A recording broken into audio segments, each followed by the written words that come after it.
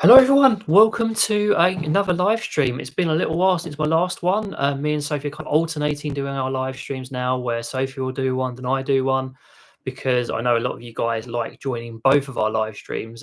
Welcome everyone who's joined. Hello, Mr. Teeny. I heard you turn up a little bit earlier. Hello, Sue. Hello, Klaus. Welcome. Hello, Alice, Iris, Singa Emporia. Hello, Shakti. Hello. Sue just pop up again. Hello, everyone. So yeah, today I've got a few topics I want to talk about. Going to be revealing a couple of little bits, not revealing something. So for those of you who are patrons and channel members, don't spill the beans on the fish situation. I want to sort of do that later on via a public video, and I know Sophie feels very strongly about it as well. Today's topics are going to mostly be about hormones. I'll be doing Patreon specific content in much more depth, but I want to talk about hormones and sort of introduce some of the topics regarding hormones that I felt very interesting. There's been a lot of discussion in the parrot training world and some things I've observed myself, which I thought would be very interesting to bring up in this conversation. A little bit about fish, just some teasering stuff. Sophie wants to talk a bit more about bio bird blends in the UK and some perks that will be coming for both our international customers and ours, because there will be perks for patrons and channel members for people worldwide. I'll be doing the usual Q&A, and we'll have Pickles and Scampi out and about for this live. And also, because I'm doing it in here, it's going to be a lot quieter, hopefully, and it's kind of a lot later, so they're all going to be quite sleepy and not so keen on making row, hopefully. I've got a couple of questions that people have asked before the live, which I'll cover later on as well. But yeah, that's the general theme of what's going to be going on today. If you have any questions, happy to answer them. Just shoot them in the chat. Sophie will either address them in the chat, or I will answer them when I get around to them. I'll be sort of glancing over once in a while. So, I reckon I'll give it a little bit of time before Pickles and Scampi come out. Maybe we'll talk about hormones, and then I'll get Pickles and Scampi out, and then we can talk about everything else. Or should we start with bio bird blends? Start with bio bird blends. Start with I bio just bird had to blends. shift out of the way because I realised I was in the reflection of the TV. You can see my big moon face. The you can still seeing how poor says you can still see the laptop. It's better than my big face. So hello, Lessa. Hello, Shana. Welcome, Titanic. Welcome. Hello, everyone. Till friends, welcome. Everyone else who's joining in. So yeah, let's talk a little bit about bio bird blends. So as you may have seen on our sort of teasers on Instagram and on community, that we are bringing bio bird blends, Dr. Jason Korean sort of healthy food stuff to the UK, and hopefully later on Europe as well. So me and Sophie are very busily working with Jason to make sure everything's correct and that we're going to be providing the best products and service. And we're hoping to do that soon. We're basically getting everything together, sort of making sure everything's put together correctly. Then we're going to be doing a sort of trial run of it. So we're going to have a limited run of products. We're going to be doing them probably in two sort of waves. And if one sells out, then we'll do the other. If not, then we'll sort of rethink things and keep them going for a bit longer. We're hoping for sellouts because a lot of people have been asking for this for a long, long time. And obviously, we will be expanding this to Europe if it goes well as well, because I know a lot of you guys in Europe would like to get bio bird blends products. You know, I know Jason's keen to see it worldwide. A lot of people keep asking his group, so we want to bring it there. And just as an extra sort of bonus, for you guys who are patrons or channel members, we'll also have exclusive discount codes as well. So that will be for UK customers, and Jason's agreed to provide a small discount for US and other customers as well. So do keep an eye on channel membership posts and Patreon for your exclusive discount code. That's something we wanted to give you for supporting us, because we want to give as many perks as we possibly can. Are we also teasing the fact that it may not just be bio bird blends? Yeah, I mean, this is something that a lot of people have been asking us about for a long time, and we're toying with the idea of creating our own stuff. And again, it all depends on how this trial goes. So if it goes well, we'll probably, well, even if it doesn't actually, we've kind of decided we're going to be doing our own products, and they're not going to be competing with Jason stuff. They're going to be different sort of things. We thought very carefully about what we want to offer, and if we are going to be sort of marketing bio bird blends, then we don't want to step on each other's toes. You know, it's not very morally right. Yeah, it's complementary stuff. Deshana, by the way, as well. So something else we're going to do for you guys who are patrons or channel members, we're going to see if we can give you like sort of early access to EU stuff. We'll have to obviously charge correct shipping. We won't be able to give you discounts on that. But if you're a channel member or patron, maybe we can sort something out for you EU customers beforehand, rather than when we officially sort of like launch everything. So keep an eye again on channel membership and Patreon posts or on Discord. We'll see. We want to help you guys basically. You look like you have something to say. No, I've just got crumbs all over. Just got a mess everywhere. Just a mess all the way. Thank you, Singer and Poy. We hope it's going to go very well. Teal friend, yeah, so many people ask us about it constantly. Weather in the UK, it was chilly. It's a bit chilly, very windy. So I went outside to spray some models earlier, and I always try, because I do like Warhammer and I like painting models, and it's safer doing it a lot far away. So I was spraying away, and the wind kept blowing the spray everywhere. So it wasn't actually going on the model. So I had to sort of angle myself against the wind and facing a certain direction to get the actual spray on the models. And it was quite an interesting experience for me. I got it done. I was glad. Got very cold in the process. It took a lot longer than I thought it was going to, but yeah, it got done. That's good. Right. So should I get the babies out, and then I can talk about hormones? Really, snow and windy. Blimey, There's it must be snow over Europe at the moment. Yeah? I've heard, so Well, you guys can keep that. we don't really need that. We don't want any snow here. Yeah, that'll be quite annoying. Let's get the monsters out. Well, you used to come out this time, are you? It's almost bedtime for the birds. So no, the live has only just begun. David's just getting Pickles and Scampy. Now's a good time to punt my recent video. Find out whether Kipling's a boy or a girl on my channel after the live stream. Yeah, if you want exclusive reveals, find out whether Kipling's a boy or a girl. Uh-oh, Scam. Hello, birds of Joanna. Oh, it's Pickle. It's Pickle. And Scampy's being shy. Oh, little Pickles. What's happened to your feathers? They're all ruffled on your head, aren't they? Yeah. These guys are probably a bit confused. They're not used to coming out again at this time. They're like, it's bedtime. This is normally bedtime for them. What's wrong, little man? What's wrong, little man? Light. Oh dear. Uh-oh, have you noticed a drinky? Uh-oh. Nothing here. Yeah, he does. He's like, what is this? What is this business? I can't get you drinky if you're going to be sat on my hand. You have to wait. Go to mummy. I'll get it. Oh, Pickles is just instantly fruit juice. Uh-oh. Drinky. Look at the posturing. I'm a posture for the drinky. I'm just going to posture for it. I'm not going to actually drink any. Whoa. Oh, what a big man. Big nasty boy. Look, did you see that? Did you see that little casual... We call that the scrump neck, don't we? This is scrimpy. You don't need to be... This is safe for you. You can have some. I've made it deliberately safe for you. It's more fun if he thinks he's being naughty. Yeah. You're more than welcome to have a few sips of it. Oh, is it? Do you want to take Pickles for a second? Hello, Jimmy. So you can't actually get to it, can you? Do you not want it? You're just overexcited. He's very excited. Oh, what's funny about this is such a typical conure overstimulated behaviour. If I saw this in another conure, I'd be like telling people to be cautious. Because I know him so well and I know what he's like with me, he just doesn't do anything. Oh, look what he's found. He's such a little terror. He's just found the treat pot as well. He's helping himself on the bed. But yeah, I know that doesn't mean he's going to bite me overstimulated. It means he's excited, he's having fun. Whereas with another conure, I'll be a lot more cautious with it. So it's just, again, reinforces how important it is to know your bird and what things mean for them, even though sort of generic behaviours can help you give an indication. Generic behaviours can give you an indication of what it means. Pickles Peas currently. Anyway, I was supposed to be talking about hormones in a second, but these little guys distracted me. So cute. I do love playing with these guys in the bedrooms. They're so funny. They love like running around everywhere. They love exploring. Look on your beak. Bit of seed husk. Certainly. Are we going over here? What are we doing? I don't want to. What do you want? Right. Don't let him on that keyboard. No, tell you what. I'll give you this. Don't let him on the keyboard. He's straight on the keyboard. You're not having the ramekin. Take the ramekin away. Scampy. Little monster. So yes, let's go for the first topic of the day, which is hormones. Because there's been a few people professional people talking about hormones recently, and I've found the conversation topics interesting. Interesting in that I disagree with some of the stuff they've been saying, and interesting that I do agree with some of the stuff they're saying. So let's kind of start with what I don't agree with. I've seen a lot of people recommending stuff like keeping birds singly, as in you have multiple birds, but you keep them in individual cages. And you monster, honestly. And that's because of the risk of breeding or hormonal fighting and the like.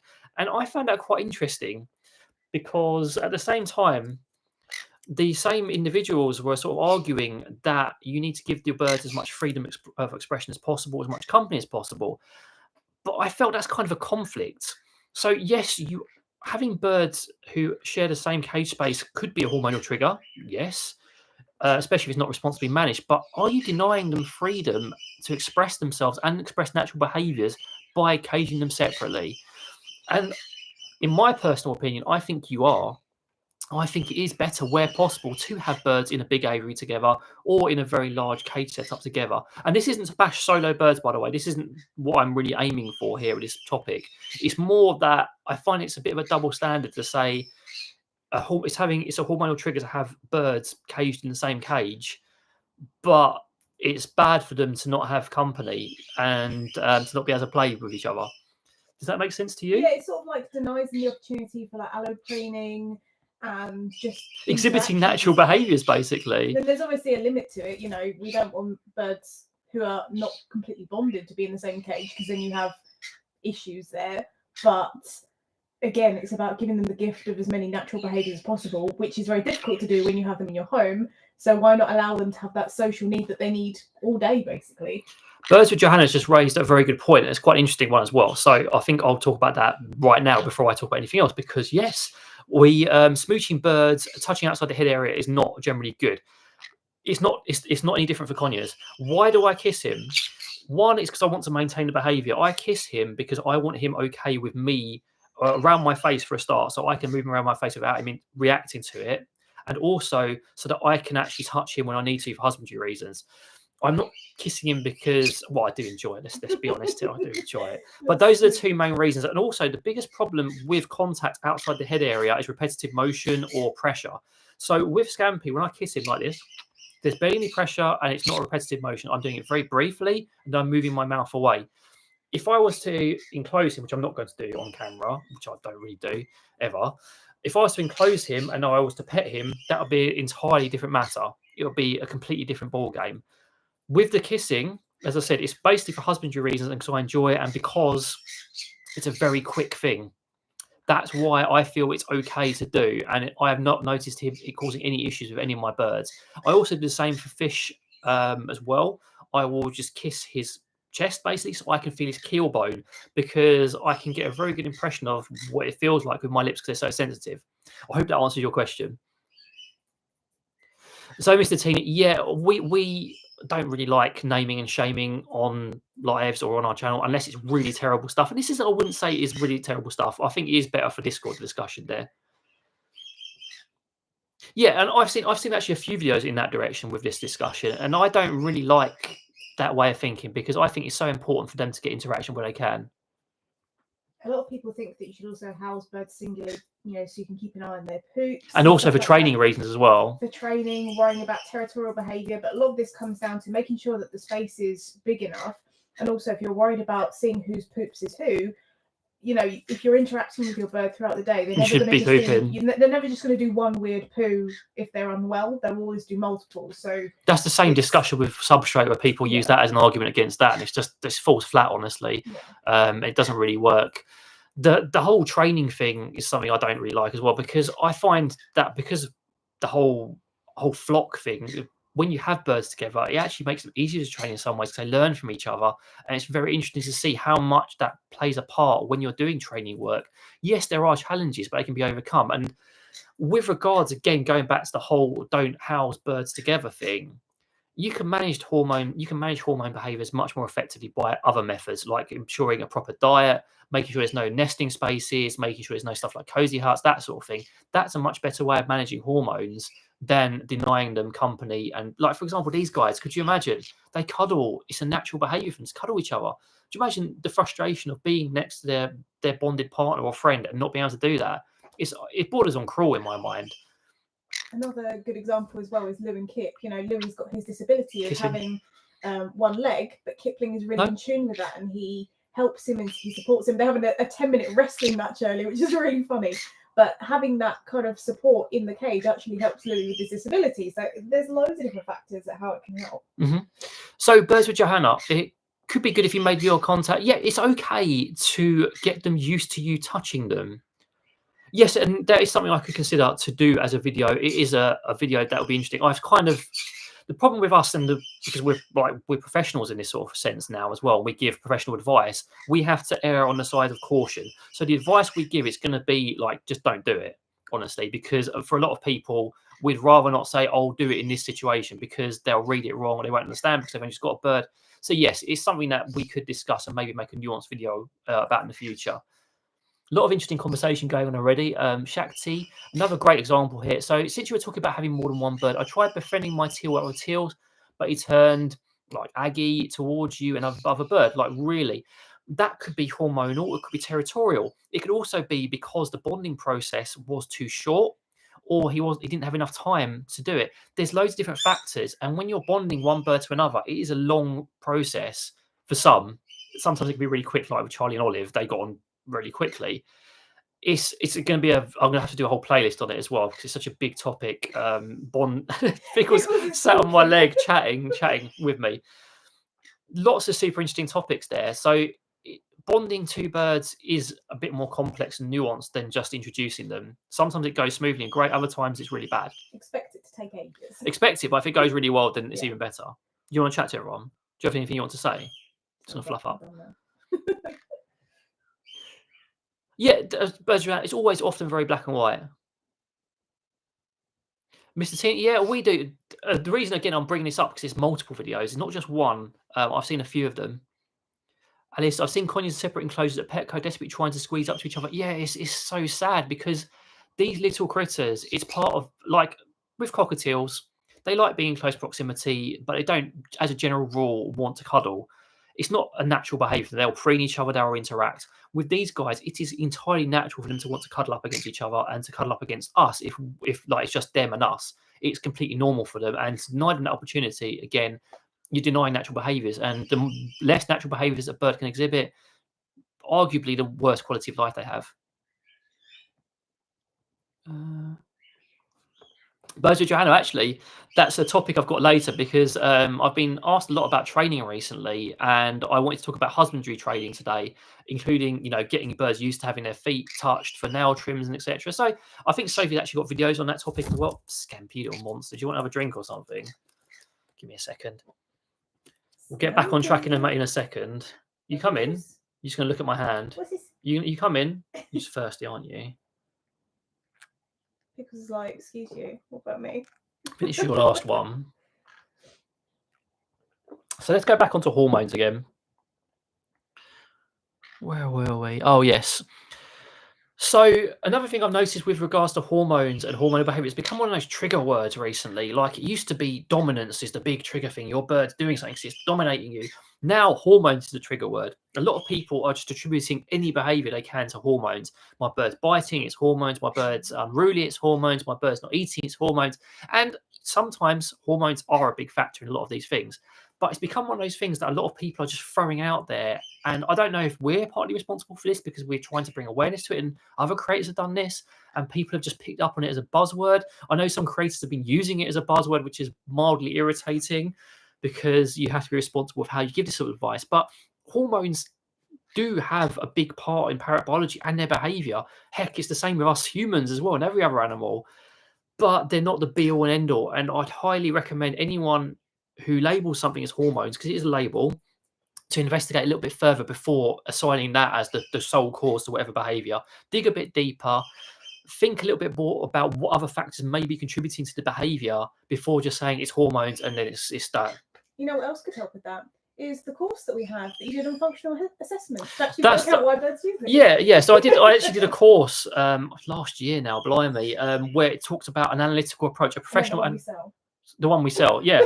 Yeah, you can basically get it on our website. It's pre-recorded. It's inexpensive. It teaches you how to do it yourself because we want to give you those tools so you can do it yourself. It's just an analytical way to approaching behavior problems, which works and is scientifically based as well. So this isn't just something I've just pulled out of nowhere. It is based on science and it's based on some of the top level science in this field. A shameless plug indeed. I mean, why we've got to do some shameless plugs because we need to make some money. Otherwise we're going to be stuck in here forever and we'll never have our rescue. We need to do some shameless plugging.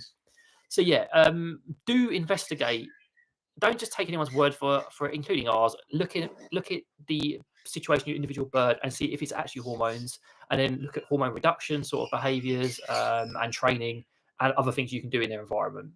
A perfect example recently, someone messaged me and they said that their bird's hormonal and their bird's biting them a lot. And I was like, okay, that's cool, that can happen. I said, well, what's been happening? And just a very long story short, because I'll just ramble otherwise, what it actually turned out was that this person, it's the old classic, this person had changed their nail varnish colour. So they started wearing black nail polish, and the bird hated it. So it was attacking it whenever it saw it because it sees it in a completely different way. And that is what the cause actually was for the biting and stuff, not hormones. Are you back again, you little monster? I know what you're doing. He's basically trying to train me. He knows that if he goes on there, he's going to get a treatment coming off. Do you want to do some behaviours then? Some flipping, maybe. This hormone section is lasting forever because I keep having to interrupt it for this little monster. You gonna flip for me? One more. Good boy. You're so smart, aren't you? So normally you see it between a year and 3 years. That's the first sort of spike. It varies massively depending on the bird. And also the species as well. Green cheeks, for example, I'd say normally about a year and a half. You get one, you can have one more, and then you're going back to mummy. So I need to talk about the rest of this hormone stuff and catch up with the chat. You're being such a monster, aren't you? Can you touch me? Good boy. Well, if it's your job to put them in because I can't keep moving away from the camera. Sorry about that. So let's have a look at what we got with the chat. Shana, my Conyers tries to be very lovely with my hand. Sometimes when we do, he gets grumpy. Well, he obviously likes your hand a lot. So I'd look at the other factors that may be contributing to it there. And as you said, just dissuade him a little bit gently, because otherwise you'll see more of it. They are the boogeyman, aren't they? And I do have a series on hormones with it's got as much information I could in a short YouTube series. So I'd highly recommend watching that if you haven't already. But yeah. Mr. Teeny, it's a great course, not only when you have behaviour problems, but to recognise. Yeah, I think it's a good course because it's based not just on me, but other people. It's really useful. Are you going to put this little monster away before he turns the live stream off? Because he's determined to go on the keyboard. He's literally just out of the camera's view. And he's scrambling on the keyboard, trying to activate the mouse. Come on, Scam. You going? You going? Scam. I can finish my hormone section if you go. Come on, then. Come on, silly. The others are getting noisy as well because they can obviously hear what's going on. You might have to wait a second. I'm going to have to do this. 1 second. No, you come with me. We'll just do it. You are such a clingy little boy.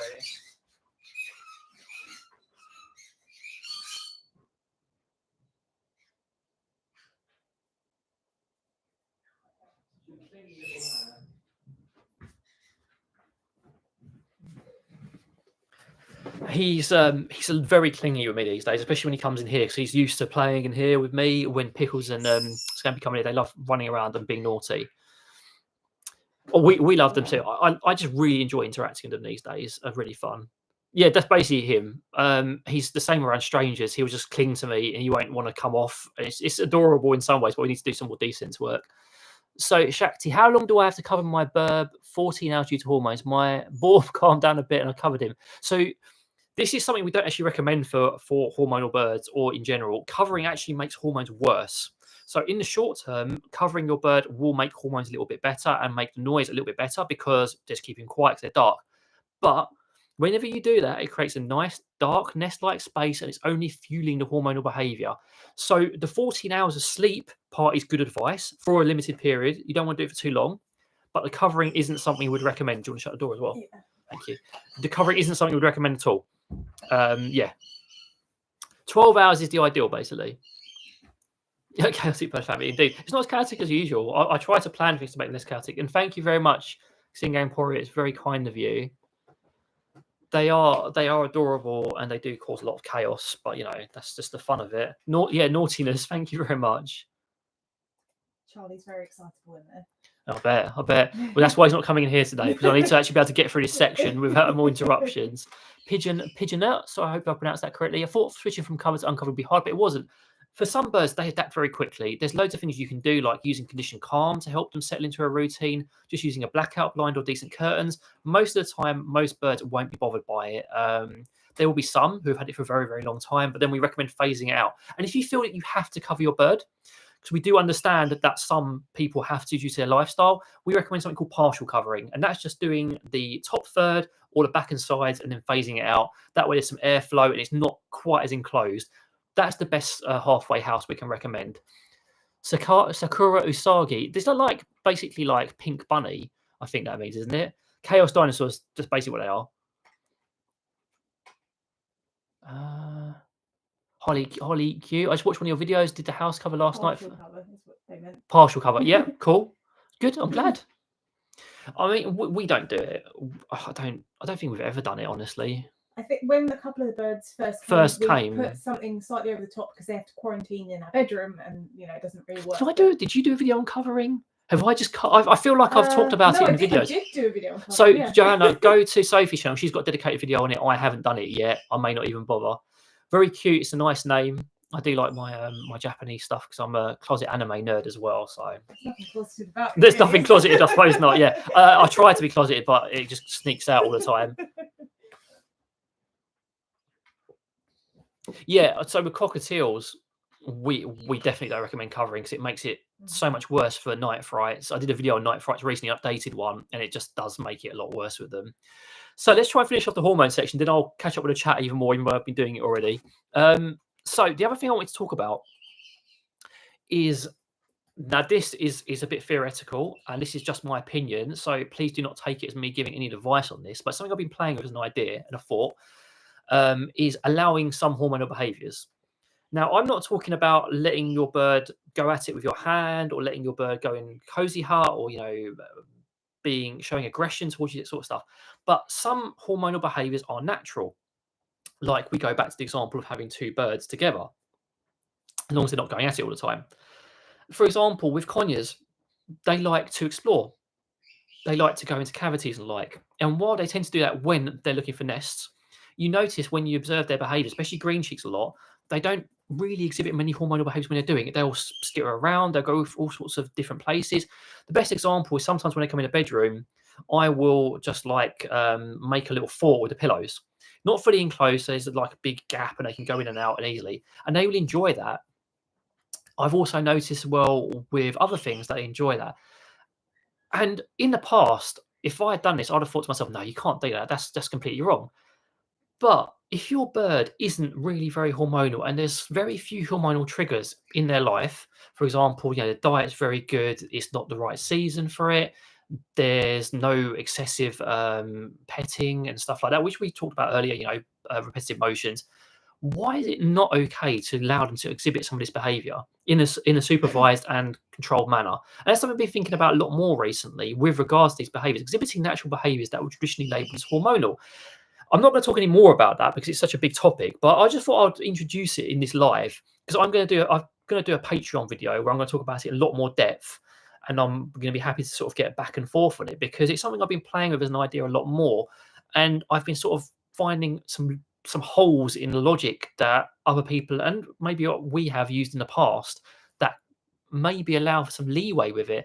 And again, I'm not talking about all these horrible diets. I'm not talking about petting all the time or encouraging. I'm talking about very specific examples here. It's similar with bonded pairs, like our bonded pairs of conures will very occasionally feed each other.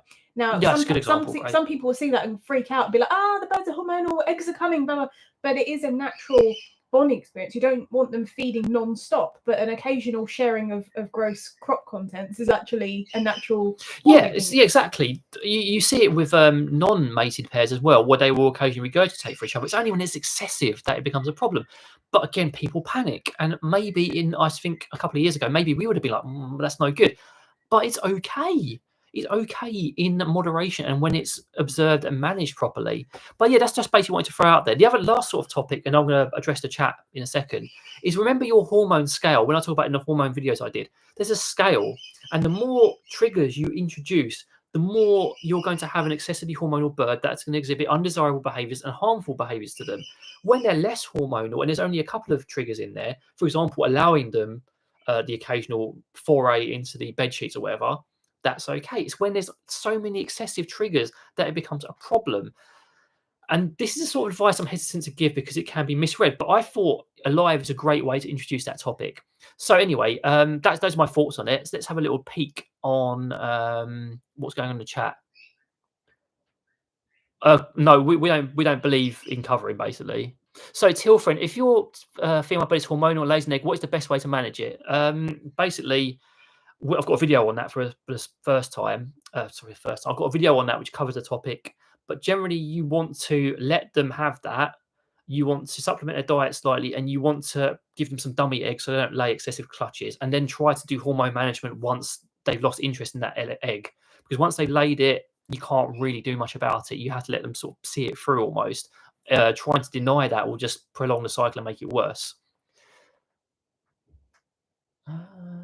Yeah, covering can be a problem, and it's a very traditional technique, doesn't always work.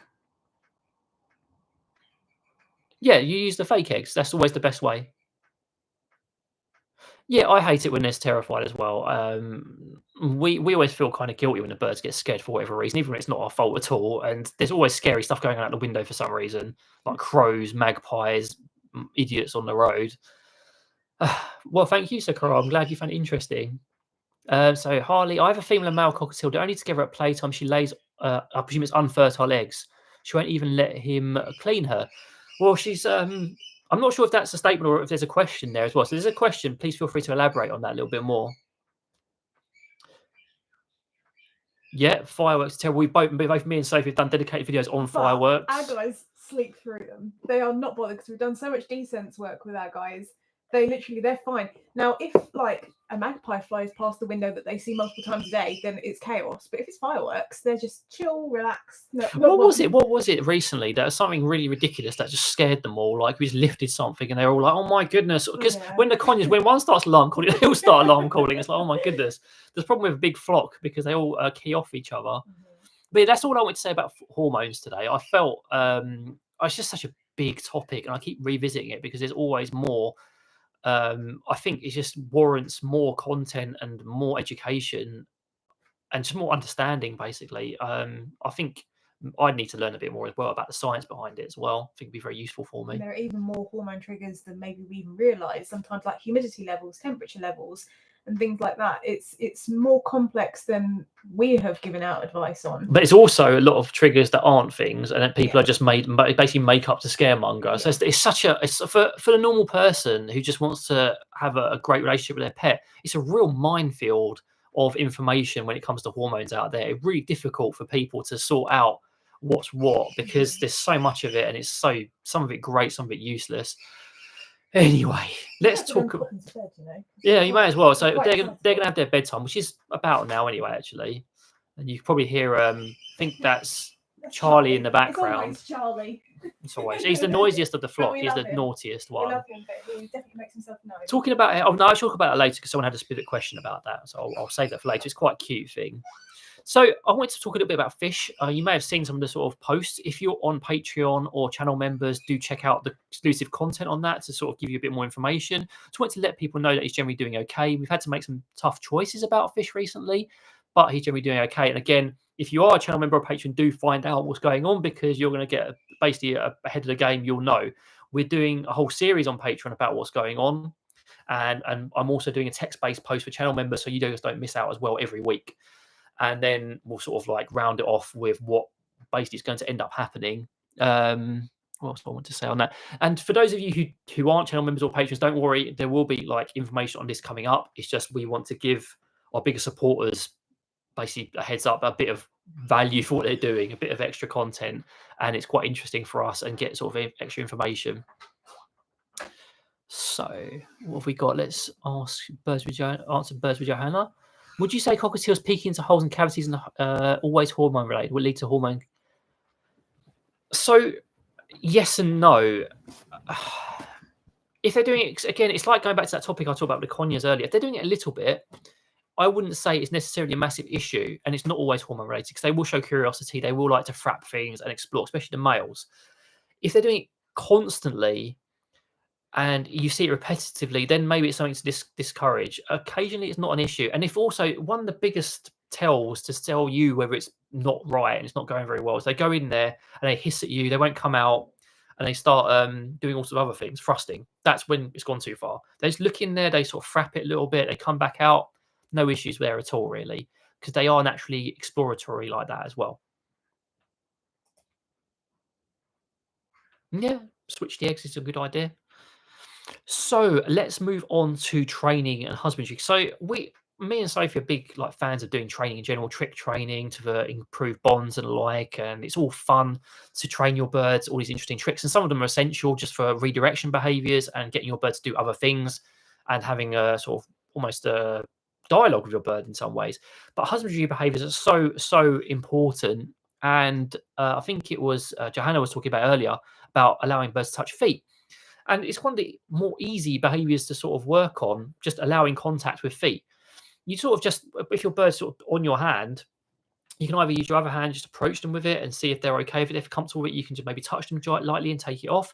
And then you can reinforce them for it with a treat afterwards. And you can just gradually get them used to it. I frequently just touch Fish's feet when he's sat on my hand, just to get him used to it, just so he's okay. Same with the other conures. And if it causes him discomfort, I'll stop that session maybe, and then I'll resume it another time. It's a very easy one to start training where they will allow contact with feet, especially when they're sat on you. There's other ways you can do it as well. Again, Sophie's got good content on this where you're doing nail trims where they basically go up on the bars and then you just train them to stay there while you do various things. That's frequently how we trim our birds' nails. They'll go up on the bars, we'll give them treats. One of us will give them treats while the other does the nail trimming. It's another really great way of inspecting feet for any issues, excuse me, itchy eye, and also maintaining foot health. What else we got here? Syringe training, something we're big fans of. Very easy with conures. For most conures, should I say, you just put a bit of fruit juice, reinforce it, then slowly phase it out. It's a great behavior to have in your tool belt, just in case they ever do need any sort of meds. It makes life a lot easier, and it can even be reinforcing for them, so you can use it as a reinforcer. Syringe training is great. And the other thing I've been talking about more recently as well is beak trimming, because people have been talking about that, asking about that. And an easy way of doing that, you can either do it on a sort of a fixed location, or you can use a dowel held in your hand. Dowel is probably the best for this. And you basically just get your bird, especially if it's a bigger one, to put its beak on it and just hold it there. And you train duration. So it puts it on there first few times, gets a treat. Then later on, you ask them to hold it on there for longer, gets a treat. And then eventually they're holding it there for a while. Then you can move on to maybe bringing a file into the equation. And then you can gradually get your bird used to you doing different things. It's all about these small little steps and making sure every single step has a reinforcement and a reward to build up a positive history and just let them know that good things are coming and nothing bad's going to happen. And that's how you build up your husbandry behaviors. And the more you get, the easier it is to do things that, and the less vet visits it requires, because you can do these things yourself. It's not always foolproof. Sometimes they'll break down. You have to retrain them, but it does make life a lot easier and cheaper in many ways. So Mr. Teeny and the Budgies. My female budgie goes through the cavity seeking phase every hormone season, but as it's not excessive, I let her be. It's part of a natural behavior. That's a simple way of putting it. That's a very common sense way of doing it. Yeah, you just let them do it unless it becomes a problem. And when it's kind of a duality. I think the term I'd use is selective anthropomorphism, and it's a bit of a mouthful.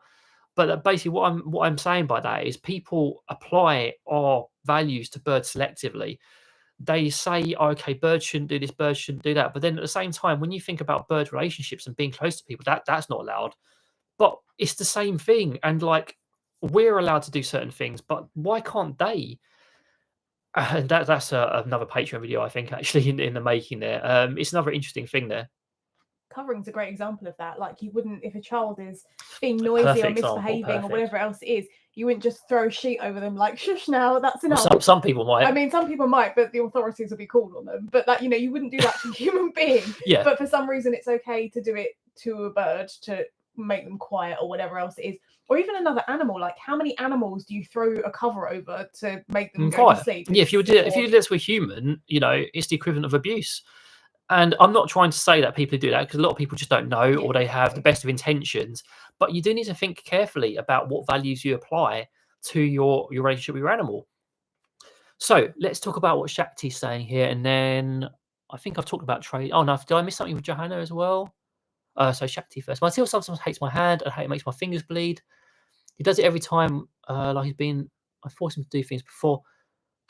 So you basically, with that, obviously the advice you were given was wrong. You know, you didn't know any better. You did the best with what you could. Pushing the stomach, obviously, you know, these are things we don't. Grab the back. These are all things that have broken trust with your bird. So your cockatiel doesn't trust you as much as he would. So what you need to do now is repair that relationship. It's nothing to say that he won't be okay again. You know, over time you can rebuild a relationship. It's like if I was to, I don't know, do something nasty to Sophie, which I wouldn't want to do, but you know, if I was, I would have to repair that relationship by doing nice things for her, reassuring her and proving to her through my behaviour that I'm not going to do that. It's the same for animals. You know, you need to build a positive history with your bird again. I've got loads of content on channel, you know, just what we say to clients as well, professional clients do have problems, is just draw a line under it. What's done is done. Start from scratch. Just as if that bird had first come into your house, start again and rebuild everything. And that's the best technique to sort of adopt, really, because it gives you a clean slate. You can just get rid of any guilt for it and you can just move on and build a better relationship with your bird. Sophie, you've got a video. So Joanna, so a lot of the stuff you're asking for, Sophie's got content on already. And if she hasn't, I have. The problem is we have so many videos now because we try to give as much as we can away for free. Obviously, some stuff we do have to sort of like reserve and give people who give us money some perks. But we try to give as much as we can for free. So we've got loads of content on all this stuff that can point you in the right direction and get you moving where you need to be. Also, don't feel bad if your bird ever needs a nail trim, even though you give them wonderful perches, because we still have that here. All of our birds have, you know, lovely natural perches with textures and everything. But because the nails are always growing, it's just inevitable that occasionally at some point in your bird's life, they may need a nail trim. Yeah. So that's okay. Same with beak trims. They may have to happen occasionally. You know, it's very rare, but sometimes it can happen. So why not make it as stress-free as possible? I think it tends to happen more with larger parrots. As a bit of older ones as well, yeah. All right, so before we go into free time, so to speak, and we'll just chat with you in the thing, I had two made questions, or well, basically pre-asked questions I wanted to talk about. And someone asked me, how am I getting with the crimsons recently over on Instagram? So as I think I've mentioned both on Discord, basically everywhere on Discord, private Discord and everywhere else, I've taken a slight step back with the crimsons because it's just too much to do. And but at the same time, that's not to say I don't interact with them at all. So let's start with Charlie. So with Charlie, when he's out, I tend to just mind my business. If he comes to me, he comes to me. He does sort of interacts with me a little bit and goes away. I tend to let Sophie lead those outings while I deal with Olive. But when it comes to training, Charlie's such an enthusiastic boy for training. Sophie's laughing in the background. She knows what I'm going to talk about. Such an enthusiastic boy for his training. And one of the biggest things I'm working with him, which you may have seen in some of the content, is rolling over. I don't know how it started, but it's quite funny. It's quite cute. I think started offering it to me, and he gets so excited when I do it. So I've got to the point now where he's literally rolling over. I approach the cage and I get in a certain position. I've got my treats ready, and he just rolls over. And then all I have to do to cue it is just do that and say, "Roll over, Char." And then the thing I have to do afterwards is, "Yay!" I have to cheer him on, and it encourages him to do it even more and more. And it's very cute because he's gone from just sort of like going like that a little bit to going all the way around. It's like tilting all the way around on his own, and it's very cute. I wanted to do the whole thing eventually, so that's what I'm working with him. Because even when I do take a step back, I still care for these birds. You know, they're still part of our flock, and as annoying as they can be, I want to work with them. So we're doing that. And what's wrong? I know. I noticed. I saw. I'm just anyway. So Alice, why? Thank you very much. It's much appreciated, and thank you. It's very generous of you. Very naughty of you. Yeah, it's very naughty of you. Thank you. That's basically the best thing I can say. Really, a sincere thanks. So yeah, that's Char. With regards to that's not even an expression. With regards, I've got a wrong foot, but this is generosity. With regards to Kipling, so Kipling, with him, it's mostly. What are you chuckling at? He's laughing about what I said. Sophie's just gone. She's gone in the corner now. She can't go. With Rickums, she's done. She's done. She has to leave. She's got a really soft spot for stupidity. If you like make a verbal typo or anything, it just gets her, and she just can't. She can't cope. She can't cope with verbal typos. She's gone. So anyway, what I was talking about Kipling. So me and Louis are getting on fine. I do some one-on-one training with him when he's out once in a while Sophie's dealing with Kipling, and he'll recall to me. He likes begging for treats constantly. That's his thing. He likes playing noise games with me.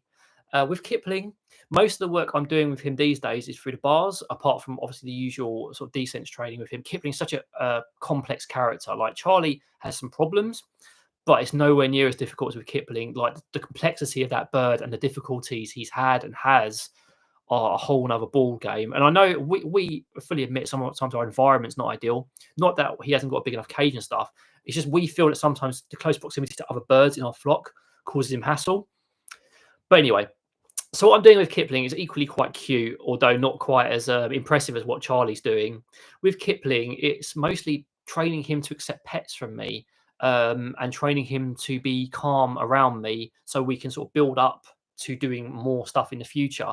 And with that, as part of his bedtime routine, I think I mentioned this before, part of his bedtime routine, I'll go around and say goodnight to all the birds. And with him, I'll say goodnight to Louis, and then he'll come up and he will start asking for gooey and slurping at me. And that means he wants to be petted. So I'll pet the top of his beak gently, very gently, the top of his beak, not his actual beak. Sometimes that can be a problem for birds. And then he'll offer his cheek and I'll do that gently. He'll growl at me. And I do this during the day as well. And I'll reinforce him for it. It's a way of building up a bond. It's very cute how much he's taken to getting these pets and how effective it has been on encouraging calm around me. Louis, just whatever. Same with Olive, she's happy. But yeah, so I think maybe Crimsons aren't my spirit animal. But I think you are a Crimson. maybe yeah. So Sophie seems to think that I share a personality traits with Crimsons due to my own behavior, my own personality and behavioral traits. Maybe that's why. But yeah, that's what we've been doing. So with Charlie, it's been rolled out, lots of training. With Kipling, it's basically been a lot of calm training almost and working on that. Yeah, he's your baby though. You're just like drawn to him because he's being so soft with you. Yeah, I like it. I mean, Sophie raised it the other day. She said, you know, for me, I want to interact with my birds. I enjoy that. I want to train them. I want to work with them. I appreciate that sometimes that's always going to be on my terms or work well. But when I do build bonds and things work out, it's obviously reciprocal. I feel better about it. It works out. So, of course, I'm going to be drawn to them more. It's a natural human thing. We try not to shame people when they have difficulties with their birds. You know, sometimes it happens no matter how good a trainer you are, how well researched you are, and you just have to work through it basically. Or, you know, find alternatives where, you know, one person does one thing, etc. It's just working through it. But that's the long answer to that. So what was the other question I had? Where was the other person thing that someone asked? So this has got a very short answer. I get this question loads everywhere, and that's how do I get my bird to play more with toys? You know, and it comes back to that old topic where, you know, your bird has a toy, it's labeled a bird toy. We expect our birds to play with a bird toy. It's labeled to bird toy to us, but they don't understand that. Maybe they've never seen it before. They're like, what is this? I don't know. So you have to train them. You have to teach them. If you're the flock, if you have a solo bird, it's your job to teach your bird how to play with it. And I have got multiple videos on this topic on my channel, recent ones as well. So have a quick peek at the most recent videos. Trains your bird to forage, training your bird to play with toys, because these are key skills for your parrot. The more they learn these skills, the better they're going to be in your environment, the quieter and happier they're going to be.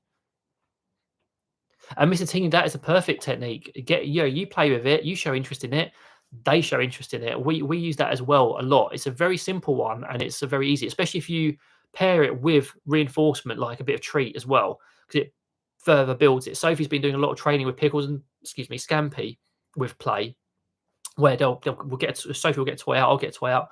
They'll interact with it and they'll get reinforced for it. It's quite sweet seeing Scampi how enthusiastic he gets when he links the cause and effect. He's like, right, oh, I've pet that, I'm getting a treat. Oh, I've bitten that, I've interacted with more, I'm getting something bigger, and it fuels it. And you know, then your bird's like, oh, okay.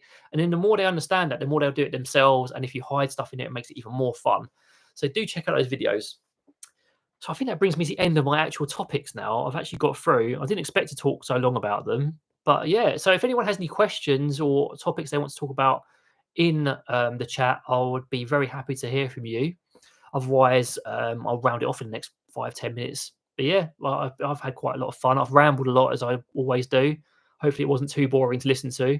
You guys can actually hear us in this live stream because the birdies are asleep and in the other room. So Mr. Teeny's raised a very good point as well. Time can play a big factor in things. With regards to stuff like travel carriers, toys, even other people, and going to different places like different rooms, if they haven't done it for a long time, that can break their reinforcement history of it. That can make them wary of that again. So you do sometimes have to sort of retrain it. You do sometimes have to rebuild it. Travel carriers are a perfect example. If you only use it occasionally, your bird may be just like, I don't know this, I don't like it anymore. So you have to go back and train it again and rebuild that bond with the same techniques. Yeah, I mean, we're doing that at the moment because obviously a lot of our conures are going to the vet. If you want to know why, that's on my channel. But especially with Louis, he's like the most skeptical about going in the carrier. So I'm doing a lot of work well before his appointment to make sure that he can get in there without fuss on the day. So Mr. Teeny is coming up with all the great questions. So is Birds. You Johanna and Mr. Teeny, you're coming up with some great content. It's fueling my live stream with these questions. So what is the oddest or most surprising thing your birds have been startled by?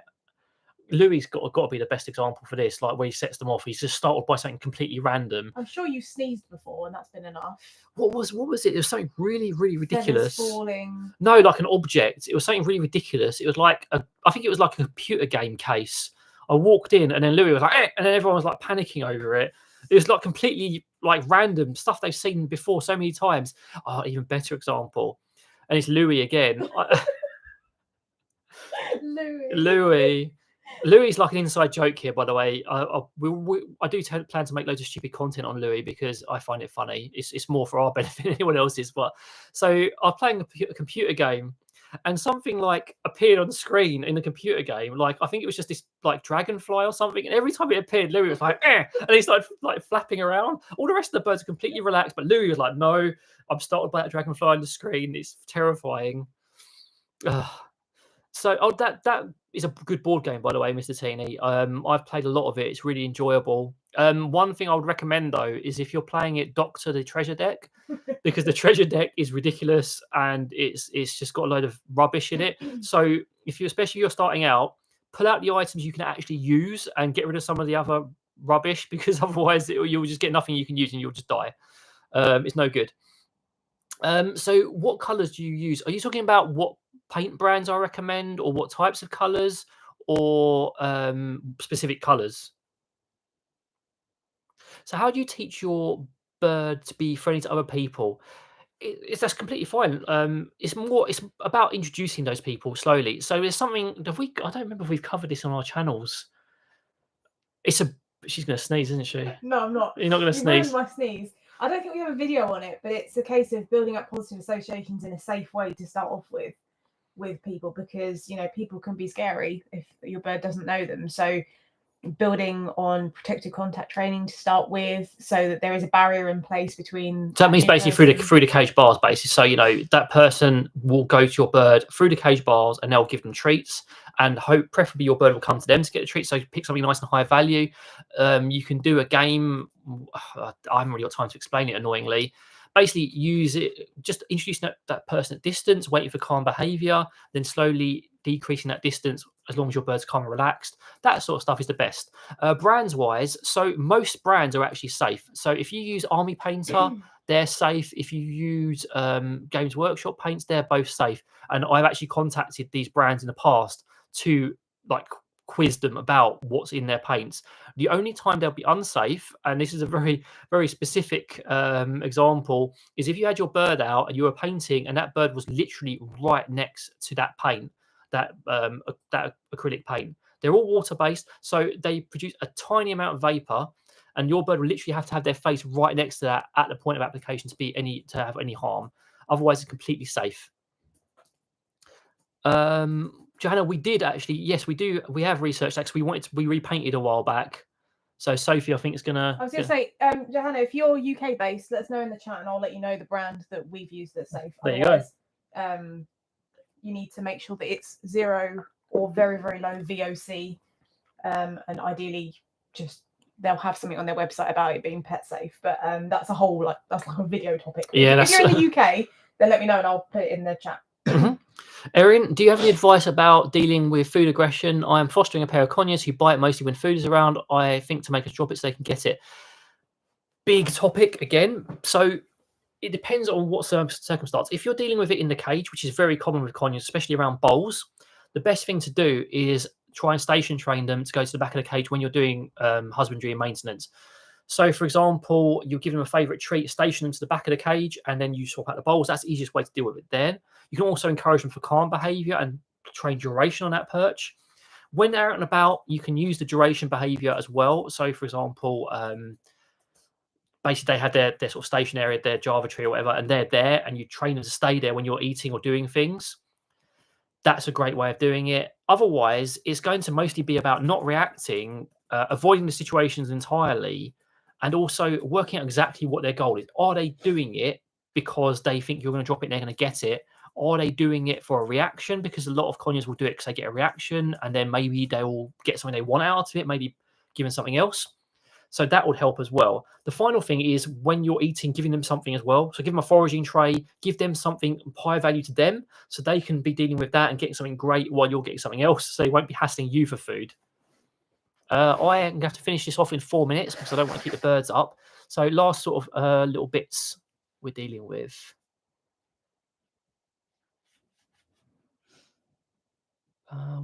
So where am I? My green sheet goes flat on the ground and wobbly side by side, puts her beak down the surface. That sounds like overexcitement to me, or she's like warning you, basically. She's either overstimulated or warning you. I've got a lot of conure behaviour videos as well, by the way, on my channel. I don't think I've got that specific behaviour, but I've got things that are similar. So have a look at my conure behaviour videos. There's quite a few good ones. Yes, or getting our parrot behaviour courses. That's always worth doing. Shameless plug. Have I missed anything? I think we're up to date. Our vet tape. Vet tape's okay. If vet tape's fine, just replace it regularly and keep an eye on what it's like. Obviously, you don't want it getting horrible. That sounds good, Susan. Sounds good. Relax a little bit. Enjoyed. Right, so I think I'm going to wrap things up now. Thank you all for joining me today for this slightly later live. Most of my lives from now on are going to be in this later slot, so I think it's a bit easier, a bit more relaxed, and also it gives more people the opportunity if they're in a slightly different time zone to attend.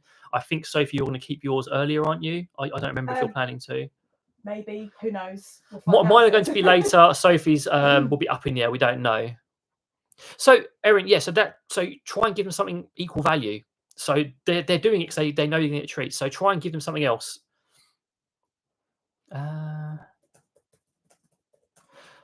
So birds with Johanna, that would more be about common sense. Yes, you can use them around, but they are very stinky. So literally don't do it right next to them and let them dry off. Once they dry, it's not going to be a problem. So don't sort of wave the marker in front of them. Anyway, I'm getting sidetracked by questions. So thank you very much, everyone, for joining this live. It was a pleasure to talk to all of you. Thank you very much for those who dropped supers in the chat. It's much appreciated. Sophie's live will be the next one. And yeah, stay tuned on the channels. We regularly post a community.